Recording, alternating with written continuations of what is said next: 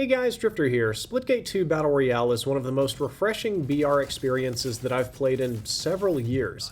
It has almost everything that I want in a Battle Royale game, including advanced movement, momentum systems, unique gameplay mechanics, and an unparalleled sense of being able to literally fly through the map like it's Tribes 2 from 2001, and there is a lot to like about this new Battle Royale mode. Splitgate 2 surprised everybody by releasing a fully playable Battle Royale at launch. I don't know of anybody who saw this coming or really asked for it, given how the Battle Royale genre has been stagnating lately.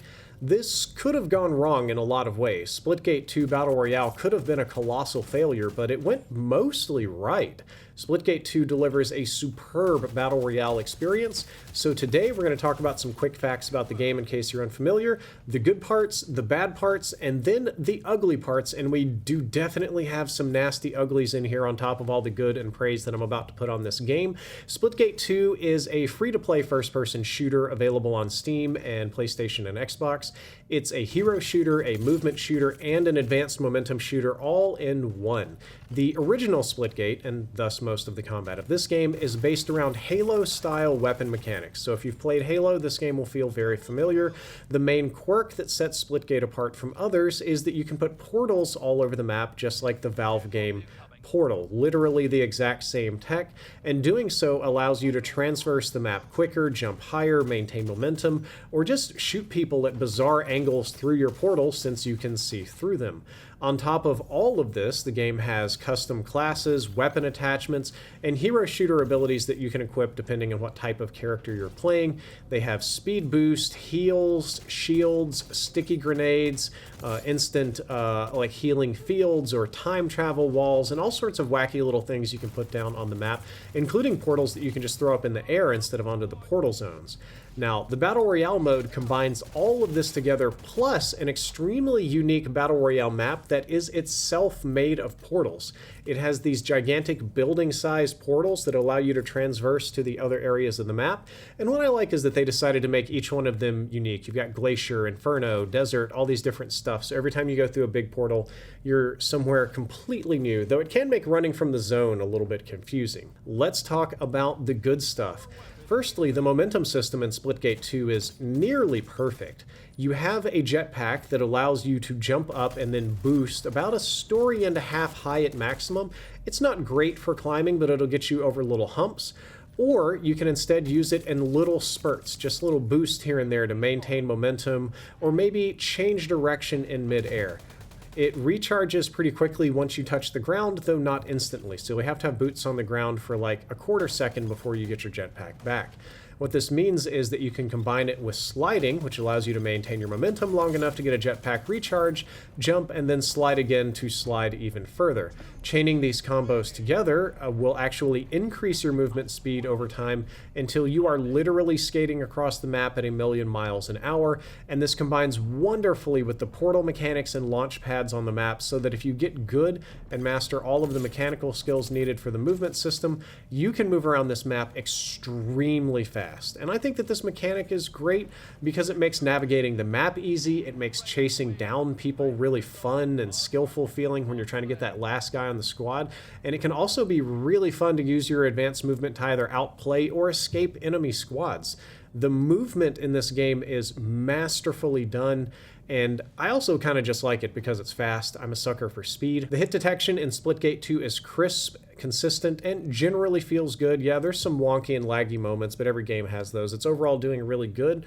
I think that the weapon design, in terms of its recoil, handling, animations, aesthetics, the way they look, and the overall levels of balance are also very good. I will admit that there are a few weak weapons, a few dookie ones that you'll find out the hard way aren't worth picking up, and there's a few that are stronger than others, but it's nothing out of the ordinary for launch day of a brand new competitive game. Character abilities have also improved significantly since the alpha that I played 9 months ago. It took way too long to deploy things in alpha, and they ended up feeling kind of annoying, similar to Marathon, that you have a game where all this stuff happens so fast, but all of your abilities have long wind-ups. Well, the developers have tightened up the activation times and animations for most of these abilities so that now they feel snappy and reflexive, and I don't have to pre-plan them as much. And I really love that, and I think that makes total sense in this kind of game. And then finally, in the good section of this video, I think the aesthetics and visual clarity of Splitgate 2 are top-notch. It's really easy to spot enemies. It's really easy to know what you're doing. There's no ambiguity about what's going on the map. It has its own unique look to it. And the radar also helps spot people, so that's a bit controversial, but the overall look and feel of the game is great.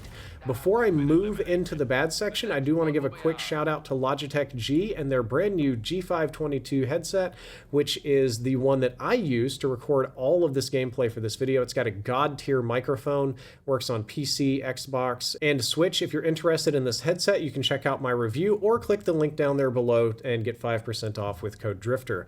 Let's move back to the commentary where I now want to talk about the bad parts of Splitgate 2. The radar is probably the best place to start in the bad section. I think the radar is a very controversial feature for a battle royale game, and it's something that you would typically see in an arena shooter like Halo, which means this makes total sense in the arena shooter part of Splitgate 2 that we all played in the alpha, but I find it to be a little bit too much of an easy mode for battle royale. It makes it really easy to hunt down enemy locations and third-party people, and that being said, movement in the game is really complex, and you might have even heard me say on stream that I might not be able to keep track of enemies without the radar. So I do understand why it's there. It's useful to kind of help you keep your orientation in this crazy game, and it's also incredibly useful because the base game mode is basically Resurgence from Call of Duty. Teammates will respawn after a fixed amount of time, but instead of falling in from the sky to drop on people, they'll actually respawn inches away from whoever's left alive, like a battlefield spawn. Your buddies will pop up right on top of you. And it's also extremely easy to res your teammates. The timer is very, very short. The animation is quite generous. It doesn't take long at all, which means that if even one person on a squad escapes, they will all be back in less than 30 seconds. It also means that people can get little 2-second reses on their buddies in the middle of a fight. A dude can run around the corner and come back around the corner with 2 people faster than you can make it over there. Unfortunately, this means the first 3/4 of every match are pretty much pure chaos. It's basically just team deathmatch on a big map, which is Call of Duty Resurgence. That's not a traditional battle royale, and while I don't hate it because I feel it guarantees that you get some action in this kind of game instead of just getting wiped, I'm not super on board for it either. It can be frustrating to kill 3/4 of a team, and just because the other guy is in like a different part of the map, they'll pop back in 30 seconds and just rush you again while you're trying to heal up. Another thing that I would like to put in the bad section is the graphics. Not the aesthetics, which I praise. The art choices and overall look of the game is great.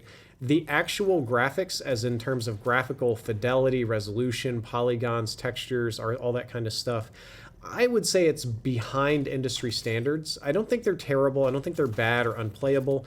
They're just average, or maybe very slightly on the lower end of average.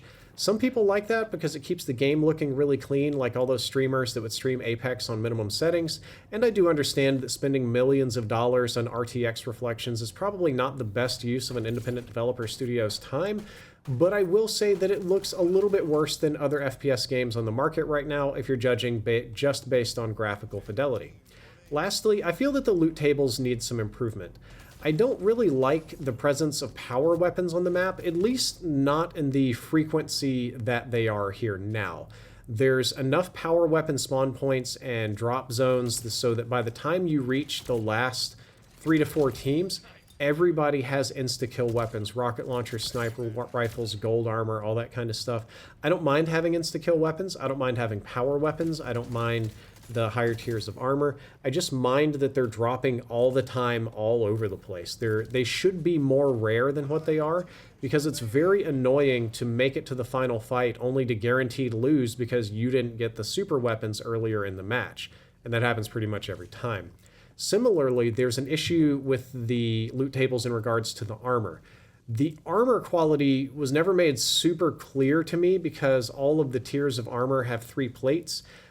They move up from white to green to, I believe, blue or purple, and then red. And what that means is they resist more damage, they protect you better, but the number of plates doesn't change. And I spent too long playing Call of Duty and Apex, which meant in this game I naturally saw my 3 plates of white armor, and I'm like, oh, I've got full armor, it's fine. And I didn't even think about it. And the next tier up is this light green that almost looks white to a colorblind person like me. So I wasn't sort of naturally prompted to armor up. I thought that, oh, when I found a higher tier armor, it would offer me more plates like it would in Apex, but that doesn't happen.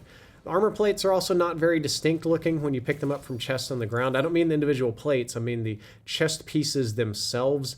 They don't really look like chest armor. They look a little bit odd to me. I don't know what is. I think I'm looking for a vest, and these are more like football pads. I ended up overlooking them a number of times. On that note, I feel that the armor upgrades and perks that you get out of the loot boxes should automatically pick up if they're of a higher tier instead of having to manually pick them up, because they're so easy to overlook and not even think about. Moving along to the last section of this video, we're going to talk about the ugly, and that does include some of the politics stuff. The first ugly, the most relevant for you gamers, though, is that the audio for footsteps is straight up garbage. There's good audio cues for chest locations, portals opening and closing, and gunshots at a distance. All of those, actually I shouldn't say they're good, they're fantastically done, masterfully designed. They work great, had no complaints, didn't even have to think about it. It's just that the footsteps are messed up. They're so quiet that you probably won't hear anybody until they're already on top of you, and then you'll die really quick. Fast time to kill in this game. And I think that this is another game where the only way to hear footsteps is to listen to the audio extremely loud and effectively just blow your ears up. Even when I cranked my audio up a bit on the G522 headset, the audio footstep mixing was not very good. Like, the audio input that I was getting wasn't great. And I think that's a huge oversight for a Battle Royale game, and the only gameplay mechanic that I'm going to choose to put in the ugly section. Somebody did a great job designing all the audio for the portals and for the gunshots. They just somehow managed to do a terrible job on the footsteps. My next ugly is that this game may struggle with longevity, but not for the reasons you might expect. A number of people would say that this game is a splash in the pan, and it's popular just because individuals are getting paid to promote it. Maybe it's just a fad that people are going to play and use to take a break before Call of Duty comes out in the fall, but I don't think so. I think that this is a real game that doesn't have to be a fad, and I think the game is actually extremely well designed for competitive play and could have legs over the years, but only for extremely mechanically competitive players. I think that Splitgate 2 is more difficult to play than Black Ops 3, Black Ops 6, The Finals, Titanfall, or even Marvel Rivals. The skill ceiling for this game is insanely high, and you have to invest a huge amount of time into mastering certain skills, mostly the movement ones, to be even moderately competitive in this game. I personally, or perhaps Drifter from the past personally, loved this, but I acknowledge that games like this tend to drive away the bottom 90% of players, so that the only group left playing after 2 or 3 months are hyper sweats. Now, if you're a hyper sweat and you love a challenging shooter with a high skill ceiling that lets you get good, you're going to love this game. If you just wanted to hop on for an hour or two of fun after work, my prediction is that after 1 to 2 months, this game is going to be so sweaty that's going to be pretty much impossible for you, unless it's the only game you've played and you put some time into mastering some of the movement skills. Casual is not going to be super easy to do here. So there may be a longevity problem related to the game's competitiveness. Guys, that is all for this video. I hope that you enjoyed it. I hope that you learned something useful. If you did, don't forget to like, favorite, and subscribe. Drifter out.